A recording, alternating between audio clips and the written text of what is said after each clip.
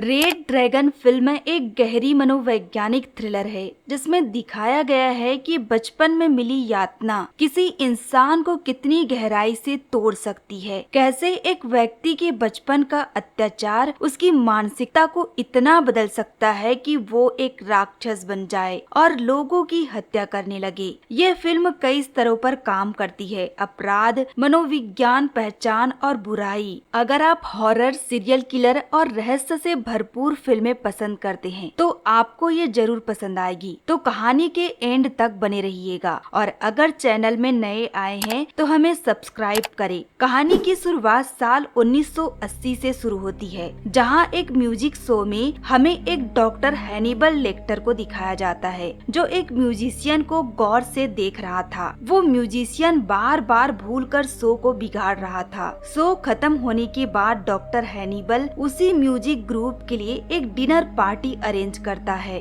जिसमें खराब परफॉर्म करने वाले उस म्यूजिशियन का अचानक गायब हो जाने की बात हो रही थी। उसी समय एक लेडी खाने की तारीफ करते हुए हैनिबल से कहती है कि इतना लजीज दिखने वाला खाना तुमने कैसे बनाया, जिसका हैनिबल जवाब देता है कि अगर मैंने तुम्हें ये बता दिया तो तुम इसे खाने की हिम्मत नहीं करोगी। उसकी ये बातें सुनकर सभी हंसकर टाल देते हैं और आगे पार्टी खत्म होने के बाद हैनिबल के घर FBI एजेंट विल ग्राहम उससे मिलने आता है। वो हैनिबल के साथ मिलकर एक सीरियल किलर के केस में काम कर रहे होते हैं जो लोगों को मारकर उसके बॉडी पार्ट्स निकाल लिया करता था। विल हैनिबल को अंदाजा लगाकर किलर के बारे में बताता है कि किलर हो सकता है कि बॉडी से जो पार्ट्स गायब रहते हैं उसे वो खा जाता होगा। आपने इसके बारे में क्यों नहीं सोचा? आप तो एक फोरेंसिक साइकियाट्रिस्ट हैं। जिससे हैनिबल कहता है कि हो सकता है कि मुझसे समझने में कोई गलती हुई हो। क्या इसके बारे में हम आराम से सुबह बात कर सकते हैं? ये बोलकर हैनिबल अंदर कोट लेने चला जाता है। उसके जाने के बाद विल की नजर वहीं रखे एक किताब पर पड़ती है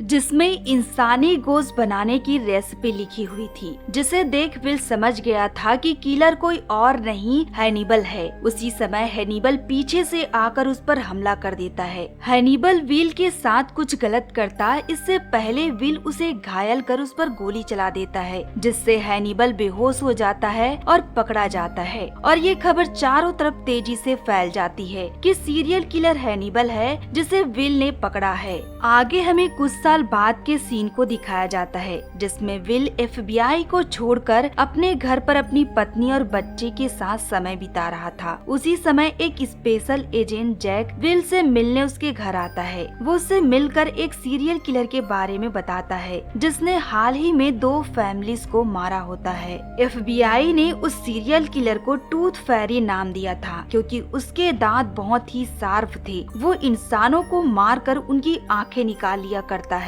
दरअसल जैक उस सीरियल किलर को पकड़ने में विल की मदद चाहता है क्योंकि विल ही एक ऐसा इंसान था जो उसे पकड़ सकता था, क्योंकि विल के पास कई सालों का तजुर्बा था। विल उसकी बातें सुनकर उसकी मदद करने के लिए मान जाता है, पर उसकी पत्नी फिर से उसे किसी खतरे में नहीं देखना चाहती क्योंकि पिछली बार विल मरते मरते बचा था। लेकिन विल अपनी पत्नी को समझाता है कि वो केवल उनके इन्वेस्टिगेशन में मदद करेगा, वो किलर के सामने नहीं जाएगा। ये वादा करके सुबह निकल जाता है और उसी रात को विल इन्वेस्टिगेशन करने लीड्स के घर आता है जो टूथ फेरी के पहले विक्टिम थे। वो देखता है कि घर के सारे शीशे टूटे हुए हैं, जिससे उसे पता चल जाता है कि टूथ फेरी एक बदसूरत इंसान है जिसे अपना चेहरा देखना पसंद नहीं। उसके बाद वो मिस्टर लीड्स के कमरे में जाता है जहाँ बेड पर बहुत सारे खून लगे हुए थे। वो उसे देख समझ जाता है कि किलर ने मिस्टर लीड और उसकी पत्नी का किस तरह हत्या किया है। किलर ने उनके बच्चों को भी मारकर सभी के आंखों में कांच के टुकड़े घुसा दिए थे। इस सारी बातों को विल जैक को बताता है, पर उसे अब भी ये समझ में नहीं आ रहा था कि आखिरकार किलर ने उन्हें मारकर उनके आँखों में कांच के टुकड़े क्यों घुसाए थे। तभी जैक उसे बताता है कि पोस्टमार्टम में मिस लीड के शरीर पर टेल्कम पाउडर पाया गया था, जिसे जानकर विल समझ जाता है कि किलर ने मिस लीड को टच किया है और उसने कांच के टुकड़े उन्हें जिंदा दिखाने के लिए घुसाया था, ताकि किलर को लगे कि वो उन्हें ऐसा करते हुए देख रहे हैं। इसलिए विल मिस लीड की आंखों का दोबारा जांच करने को कहता है, जिसका जांच करने पर आंखों के अंदरूनी हिस्से में किलर का फिंगरप्रिंट पाया जाता है, जो उनकी ये केस सुलझाने में बहुत मदद कर सकता है। उसी दौरान विल का मुलाकात एक रिपोर्टर फ्रेंडी से हो जाती है, जिसने हैनिबल के गिरफ्तारी के समय विल के बारे में झूठी खबरें छापी थी, जिस कारण विल उसे धक्का देते हुए उससे अपने से दूर रहने को कहता है, जिससे जैक विल को शांत कराकर एक कॉफी शॉप पर ले आता है, जहां विल जैक से कहता है कि वो इस केस में उसका इतना ही मदद कर सकता है। अब वो वापस घर जा रहा है, जिसे सुनकर जैक उसे कहता है कि तुम ही हो जो उस किलर को पकड़ सकते हो और कई परिवारों की जान बचा सकते हो। अब विल के पास और कोई दूसरा रास्ता नहीं था। वो जैक से कहता है कि हमें इस केस के लिए हैनिबल की मदद लेनी होगी, क्योंकि इससे पहले जो भी केस आया था विल ने उसे हैनिबल के साथ मिलकर सॉल्व किया था, इसलिए वो हैनिबल से मिलने आता है। पहले तो वो हैनिबल से डर रहा था, लेकिन हैनिबल उसे बिना देखे उसकी खुशबू से पहचान लेता है और वो विल से कहता है कि तुम एक सीरियल किलर को पकड़ने में मेरी मदद चाहते हो, पर क्यों, तुम तो मुझसे भी ज्यादा स्मार्ट हो, तभी तो तुमने मुझे पकड़ा। दरअसल वो इस केस में उसकी कोई मदद नहीं करना चाहता, पर विल उसके पास केस की फाइल छोड़ देता है और 1 घंटे बाद फिर से उसके पास वापस आता है। इस बार हैनिबल उसकी मदद के लिए मान गया। वो विल को बताता है कि किलर औरतों को कठपुतली समझता है और क्या तुमने चांदनी रात में खून का रंग देखा है, बिल्कुल काला नजर आता है, जो किलर को काफी पसंद है, इसलिए वो अपना शिकार पूर्णिमा की रात को करता है। अभी विल के लिए इतना जानना काफी था। वो अपना काम खत्म करके बाहर आ जाता है। बाहर वही रिपोर्टर मौके की तलाश में बैठा हुआ था, जो मौका मिलते ही विल की तस्वीर ले लेता है और न्यूज छाप देता है कि विल FBI में वापस आ गया है और टूथ फेरी को पकड़ने में हैनिबल के साथ मिलकर काम कर रहा है। वहीं आगे अगले दिन विल फिर से मिस्टर लीड के घर आता है, जहां उसकी नजर एक टेप रिकॉर्डर पर पड़ती है, जिसमें मिस्टर लीड की फैमिली के वीडियो थी। आगे विल टूथ फेरी के दूसरे विक्टिम जैकोबी के घर आता है, जहां उसे इन्वेस्टिगेशन के दौरान घर के पास एक पेड़ पर निशान बना हुआ मिलता है, जिसे किलर ने बनाया था। आगे हमें उसी किलर टूथ फेरी को दिखाया जाता है, जिसने अपने सिर पर एक मास्क लगाया होता है और टूथ फेरी का असली नाम फ्रांसिस है। वो जंगल के बीचों बीच बने एक पुराने से घर में रहता है, जो रिपोर्टर फ्रेंडी के द्वारा छापे न्यूज को काट कर एक डायरी पर लगाता है। इसका मतलब उसे पता चल चुका था कि विल उसे ढूंढ रहा है। उस डायरी में उसके बचपन की वो डरावनी बातें भी लिखी हुई थी कि किस तरह उसकी दादी ने उसे सताया था, क्योंकि बचपन में उसका चेहरा बहुत ही बदसूरत था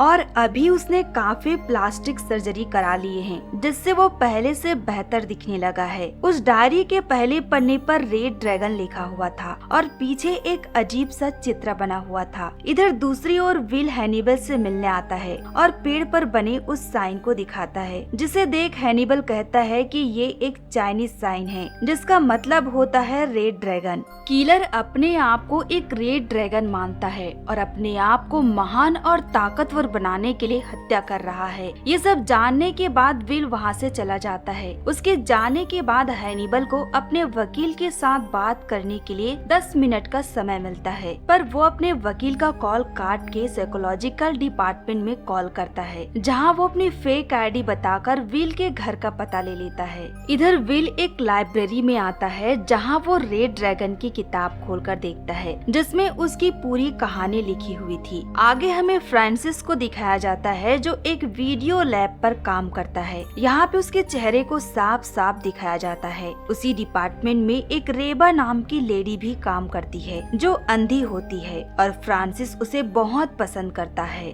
काम खत्म होने के बाद फ्रांसिस रेबा को उसके घर तक छोड़ने आता है, जहाँ रेबा उसे अपने घर कॉफी पर इनवाइट करती है। वहीं कहीं न कहीं रेबा भी उसे पसंद करती थी और और उसके पास जाने और उसके चेहरे को छूने की कोशिश करती है, पर फ्रांसिस उसे मना कर देता है क्योंकि वो एक किलर था और उससे कुछ गलत ना हो जाए, इसलिए वो वहाँ से भागकर चला आता है क्योंकि वो रेबा को प्यार करता था और उसके लिए बदल रहा था। आगे एक सफाई कर्मचारी को हैनिबल के कमरे में सफाई के दौरान एक लेटर मिलता है जो टॉयलेट पेपर पर लिपटा हुआ था। ये बात FBI तक पहुंचती है। तब उन्हें पता चलता है कि हैनिबल और टूथ फेरी आपस में लेटर के जरिए बात करते हैं, वो भी कोड वर्ड में, ताकि किसी को इसकी भनक न लगे। FBI उस कोड वर्ड को लॉयड बोमन से ब्रेक करवाती है। तब उन्हें पता चलता है कि हैनिबल ने टूथ फेरी को विल के घर का पता दिया है ताकि वो उसकी पत्नी और उसके बच्चे को मार सके।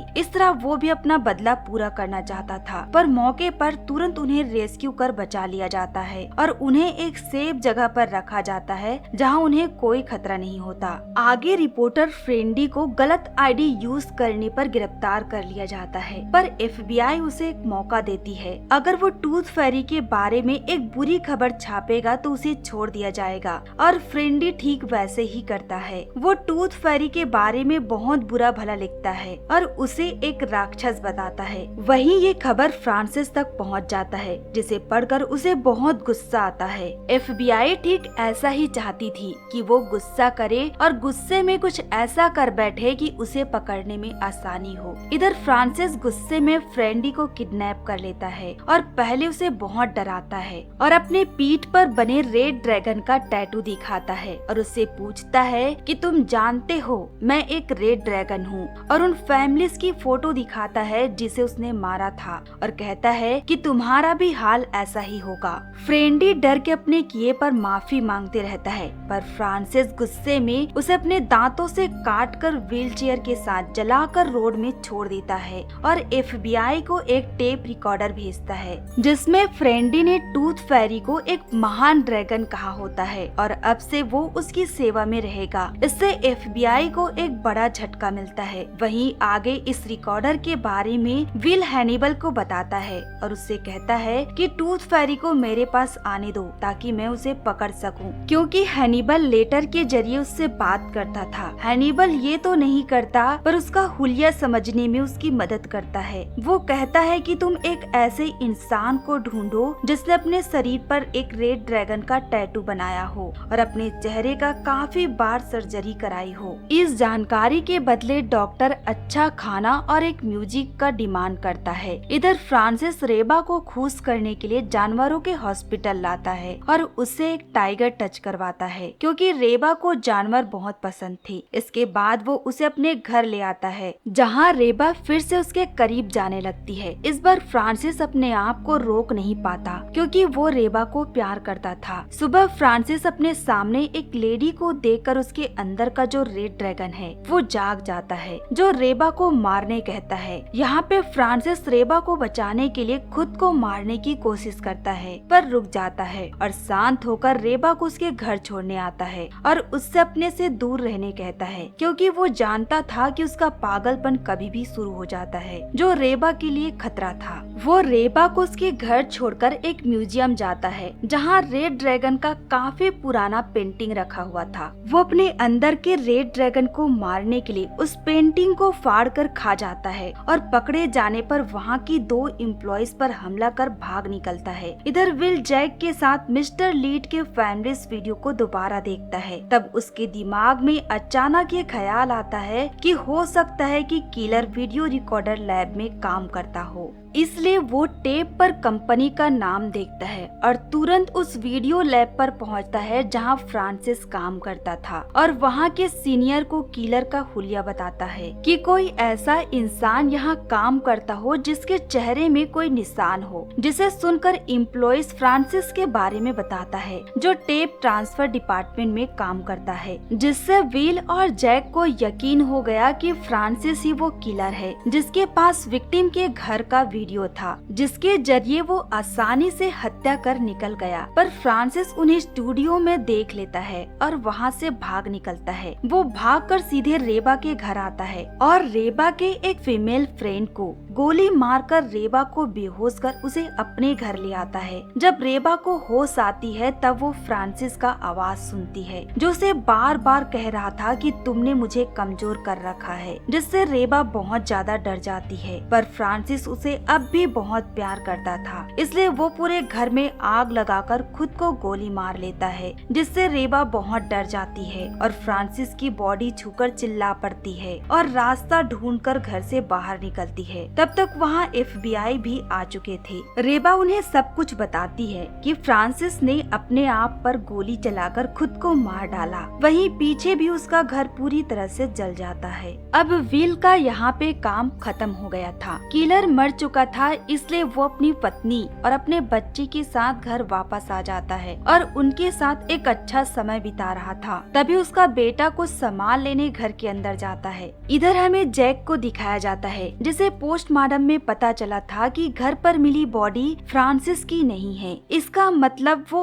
अब भी जिंदा है। उसने सबको गुमराह किया था। वो तुरंत विल के घर कॉल करता है, पर विल तो घर के बाहर बैठा था। वहीं विल के बेटे को घर के अंदर गए काफी देर हो गए थे, इसलिए विल उसे देखने घर के अंदर जाता है। वहाँ उसे अजीब महसूस होता है। वो देखता है कि सारे शीशे टूटे हुए हैं और एक कमरे में फ्रांसिस उसके बेटे को पकड़कर रखा हुआ है। विल अपने बेटे को तकलीफ में देखकर एकदम शांत हो जाता है और बचपन में फ्रांसिस की दादी जिस तरह उसे डांटती थी, उसी तरह वो अपने बेटे को डांटने लगता है, जिसे सुनकर फ्रांसिस अपना होश खो बैठता है, जिसका फायदा उठाकर विल उसे धक्का देकर अपने बेटे के साथ दूसरे कमरे में चला जाता है और कमरे को लॉक कर देता है। पर कुछ ही पल में सब शांत हो जाता है। उसकी पत्नी उसे ढूंढते हुए उसी कमरे के पास आती है, जिसके पीछे विल फ्रांसिस के पैर देखता है और उसे नीचे झुकने कहता है और दोनों ओर से गोली चलती है, जिससे दोनों घायल हो जाते हैं, जिससे विल की पत्नी बहुत ज्यादा डरी हुई थी, पर अपने परिवार को बचाने के लिए फ्रांसिस पर गोली चलाकर उसे मार डालती है और यहीं पर टूथ फेरी का अंत होता है।